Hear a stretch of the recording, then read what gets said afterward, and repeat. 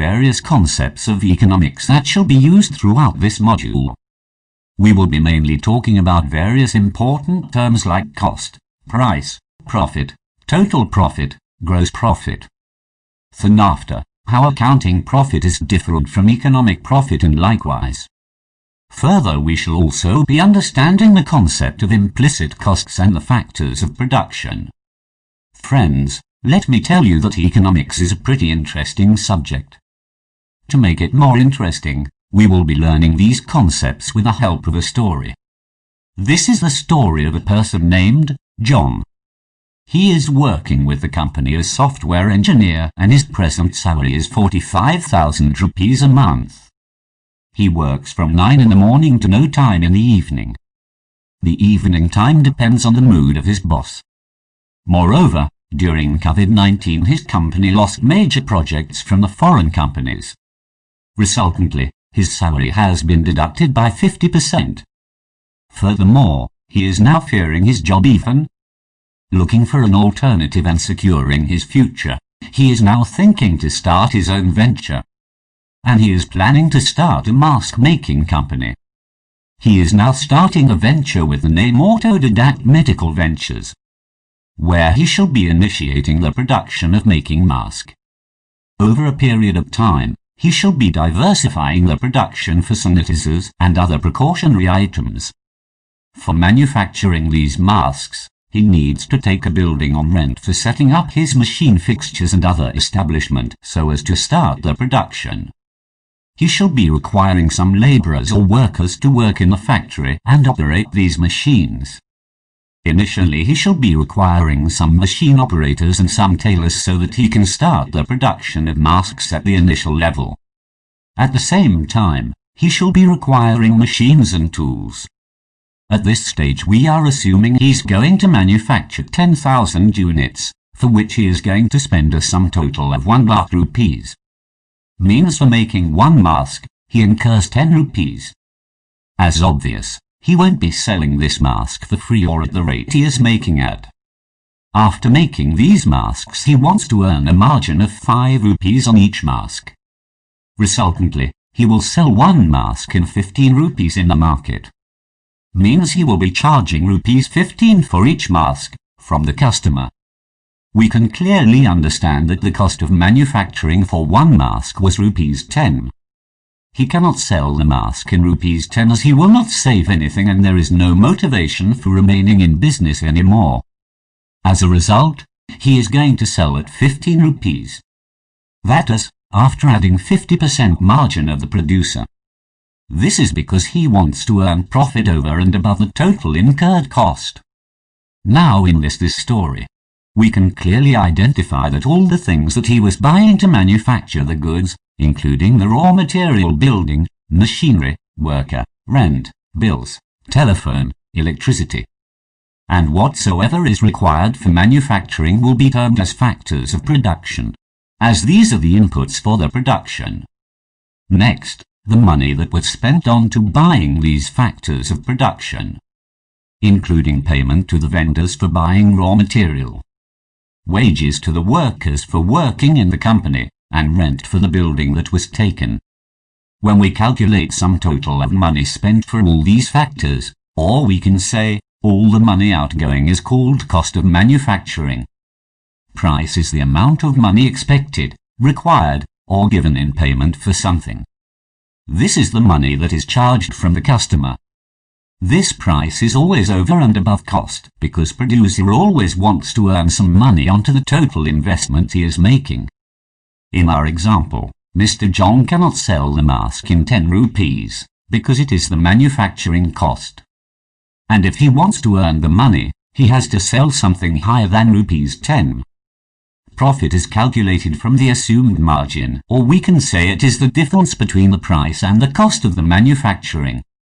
If Mr. John is selling in rupees 15, then he is saving 5 rupees from each unit, and if he sells 10,000 masks in market, he'll be saving 50,000 rupees.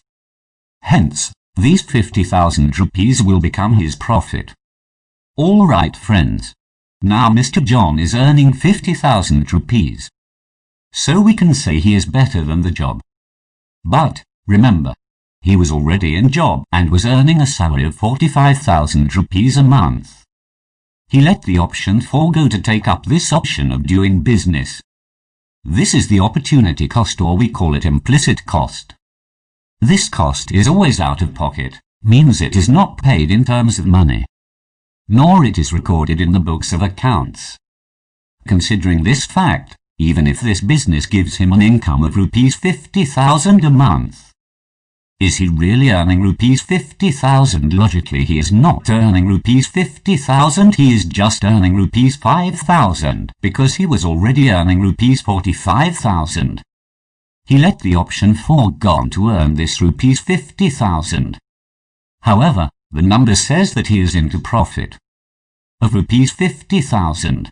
So when we calculate the profit out of numbers of difference between cost and price, it is called accounting profit. Moreover, when we include the consideration of implicit cost or out-of-pocket cost, that becomes economic profit. So if Mr. John's salary would have been rupees 60,000 and the business is giving him rupees 50,000, then he is not actually earning anything. His economic profit would be minus 10,000 rupees. This is because he was already earning much higher income than this. There are various kinds of profit that can be calculated for different perspectives in a company. One is gross profit. Gross profit is the profit a company makes after deducting the costs associated with making and selling its products, or the costs associated with providing its services. Gross profit will appear on a company's income statement and can be calculated by subtracting the cost of goods sold from revenue. However, net profit is the actual profit after working expenses not included in the calculation of gross profit have been paid. Total profit is a common measure of a company's success, equal to the net revenue that remains once all costs have been deducted. The total profit for a business forms the base income that is used to compute tax and determine how much of a dividend to pay to shareholders of record. Alright friends, let's assume that Mr. John wants to increase sales and earn more. So, he wants to advertise his product in the market. Then he'll start distributing pamphlets, will start giving advertisements in newspapers. Definitely this advertisement will increase the sales of the masks in the market. So we can say it in other way that sales of mask is dependent over the advertisement. The intensity and frequency of the advertisement being given by Mr. John will determine the amount of increase in sales. So, the advertisement is up to the discretion of Mr. John and it is independent. However, the sales is dependent over the advertisement. That becomes dependent variable. Graph is a pictorial representation of these independent and dependent variables, in which independent variable is taken on the x-axis, while the independent variable is taken on the y-axis. The slope and movement of the graph depicts the relationship between the independent and the dependent variables. If the graph is an uplining curve, that means the two variables have a positive relationship. Means if advertisement is increased, the demand will also increase in the market. And vice versa. Last topics to understand is of nominal income and real income. Nominal income is income that is not adjusted for changes in purchasing power, the amount of goods or services that one can afford with the income, owing to inflation. Adjusting nominal income for inflation is important because inflation decreases the amount of goods or services that one can afford with a given amount of nominal income. To see how inflation can erode nominal income gains, suppose that nominal income rises by 50% this year over last year. An individual is, in fact, better off if prices rise by less than 50% over the same period, since the amount of goods or services that person can afford with the higher nominal income is more. Since nominal income is not adjusted for changes in the cost of living due to inflation, it is not a fully satisfactory measure of well-being. Fortunately, nominal incomes, for example wages, pensions, can be successfully adjusted to avoid loss in purchasing power due to inflation, provided that inflation is correctly anticipated. Real income is an economic measure that provides an estimation of an individual's actual purchasing power in the open market after accounting for inflation. As such, the measure subtracts an economic inflation rate per dollar from an individual's real wage, typically resulting in a lower value and decreased spending power. There are a few inflation measures an individual can use when seeking to calculate real income. Hope you have well understood all these concepts. From next session, we will be using these terms in various ways.